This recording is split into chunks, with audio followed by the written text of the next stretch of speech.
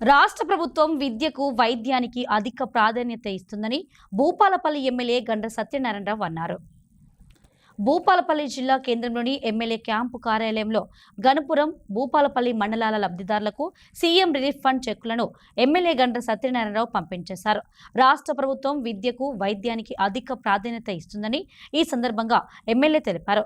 ఈ కార్యక్రమంలో అధికారులు, ప్రజాప్రతినిధులు, లబ్ధిదారులు పాల్గొన్నారు. 18వసారి 165 లబ్ధిదారులకు సీఎం రిలీఫ్ చెక్కులు 59,80,000 రూపాయలు ఈరోజు చెక్కులు పంపిణీ డిస్ట్రిబ్యూట్ చేయడం జరిగింది. షాంపేట కాకుండా అదేవిధంగా మనము నెలకొకసారి సీఎం రిలీఫ్ చెక్కులను సుమారు 11,000 మందికి సీఎం రిలీఫ్ చెక్కులను అందజేశాం.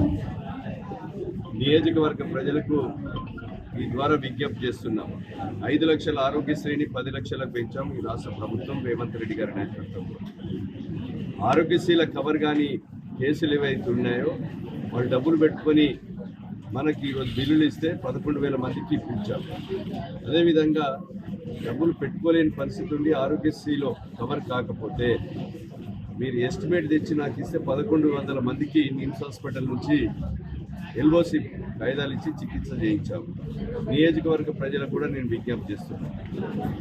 ఈరోజు డబ్బులు పెట్టుకోలేని పరిస్థితి ఉండి ఏదైతే ఆరోగ్యశ్రీల కవర్ కాకపోతే మీరు నిమ్స్ హాస్పిటల్ నుంచి ఎస్టిమేట్ తీస్తే అడ్వాన్స్గా ఎల్ఓసి ఇచ్చి ఉచితంగా మీకు చికిత్స చేయించడం జరుగుతుందని ఈ సందర్భంగా నేను తెలియజేస్తున్నాను. 10,000 నుంచి 20 లక్షల వరకు ఇచ్చినా పర్వాలేదు. వైద్యం కొరకు రాష్ట్ర ప్రభుత్వం చిత్తశుద్ధితో ఉంది.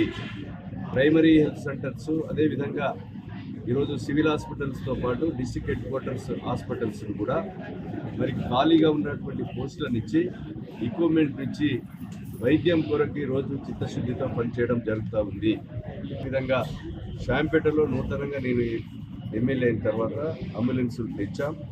నూతనంగా జిల్లా కేంద్రంలో కూడా ఖాళీ పోస్టులను ఇవ్వడం జరిగింది. ఎక్విప్మెంట్స్ కూడా తెస్తున్నాం.